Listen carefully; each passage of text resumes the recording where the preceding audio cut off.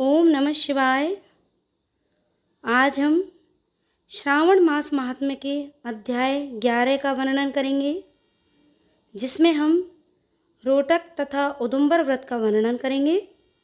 सनत कुमार बोले, हे देव, श्रावण मास के वारों के सभी व्रतों को मैंने आपसे सुना, किंतु आपके वचनामृत का पान करके मेरी तृप्ति नहीं हो रही है। हे प्रभु, श्रावण के समान अन्य कोई भी मास नहीं है, ऐसा मुझे प्रतीत होता है। अतः आप तिथियों का महात्म्य बताइए। ईश्वर बोले, हे सनत कुमार, मासों में कार्तिक मास श्रेष्ठ है, उससे भी श्रेष्ठ माघ मास कहा गया है, और उस माघ से भी श्रेष्ठ वैशाख है, और वैशाख से भी श्रेष्ठ मार्गशीर्ष है, और जो श्री हरि को अत्यंत प्रिय है। विश्वरूप भगवान से उत्पन्न हुए ये चारों मास मुझे प्रिय हैं, किंतु 12 मासों में श्रावण तो साक्षात शिव का रूप है। हे सनत कुमार, श्रावण मास में सभी तिथियां व्रत युक्त हैं, फिर भी मैं उनमें प्रधान रूप से कुछ उत्तम तिथियों को आपको बता रहा हूँ। सर्वप्रथम मैं तिथि तथा वार से मिश्रित आपको व्रत बताता हूँ। श्रावण मास में जब प्रतिपदा तिथि में सोमवार हो, उस महीने में 5 सोमवार पड़ते हैं। उस श्रावण मास में मनुष्य को रोटक नामक व्रत करना चाहिए। यह रोटक नामक व्रत 3.5 महीने का भी होता है। यह लक्ष्मी की वृद्धि करने वाला तथा सभी मनोरथों की सिद्धि करने वाला है।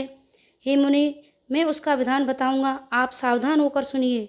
श्रावण मास के शुक्ल पक्ष में प्रतिपदा तिथि को जब सोमवार हो, तब विद्वान प्रातःकाल यह संकल्प करें, मैं आज से आरंभ करके रोटक व्रत करूँगा। हे सुरश्रेष्ठ, हे जगत गुरु, मुझ पर कृपा कीजिए। उसके बाद अखंडित बिल्वपत्रों, तुलसी दलों, नीलोत्पल, कमल पुष्पों, कहलार पुष्पों, चंपा तथा मालती के पुष्पों, गोविंद पुष्पों, आग के पुष्प, उस ऋतु तथा काल में होने वाले नानाविध अन्य सुंदर पुष्पों, धूप दीप नैवेद्य तथा नाना प्रकार के फलों से शूलधारी महादेव की प्रतिदिन पूजा करनी चाहिए। विशेष रूप से रोटकों का प्रधान नैवेद्य अर्पित करना चाहिए। पुरुष के आहार प्रमाण के समान 5 रोटक बनाने चाहिए। बुद्धिमान को चाहिए कि उनमें से 2 रोटक ब्राह्मणों को दे, 2 रोटक का स्वयं भोजन करे और 1 रोटक देवता को नैवेद्य के रूप में अर्पित करें। बुद्धिमान को चाहिए कि शेष पूजा करने के अनंतर अर्घ्य प्रदान करें। केला, नारियल, जंबीरी, नींबू, बीज पूरक, खजूर, ककड़ी, दाख, नारंगी, बिजौरा, नींबू, अखरोट, अनार तथा अन्य और जो भी ऋतु में होने वाले फल हों, वे सब अर्घ्यदान में प्रशस्त हों।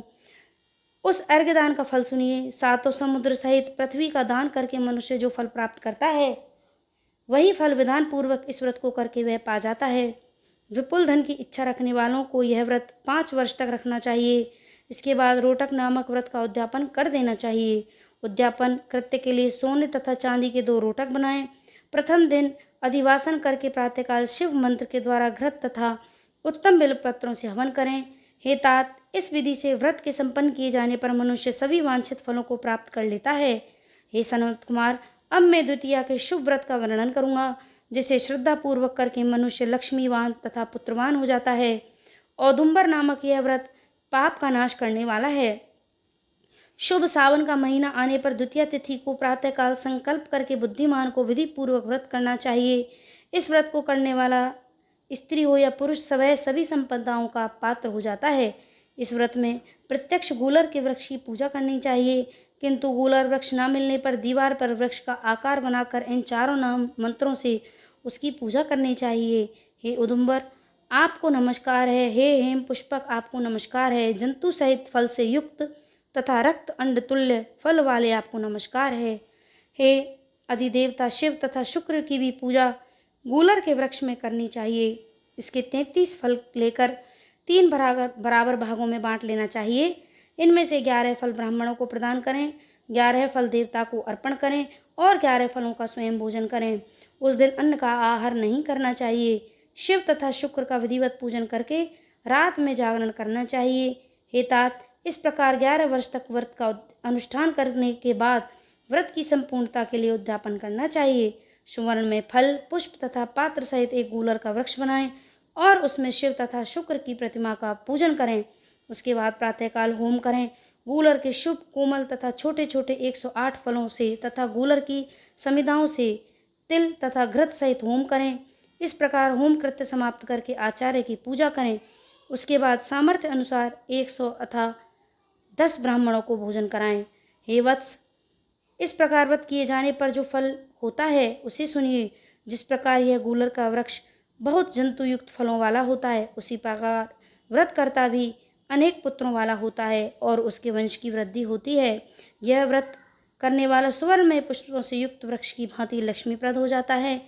हे सनत कुमार, आज तक मैंने ये व्रत किसी को भी नहीं बताया था। गोपनीय से गोपनीय इस व्रत को मैंने आपके समक्ष कहा है। इसके विषय में संशय नहीं करना चाहिए और भक्तिपूर्वक इस व्रत का आचरण करना चाहिए। इस प्रकार श्री स्कंद पुराण के अंतर्गत ईश्वर सनत कुमार संवाद में श्रावण मास महात्म्य में प्रतिपट रोटक व्रत द्वितीय औदुंबर व्रत कथन नामक 11वां अध्याय पूर्ण हुआ। ओम नमः शिवाय।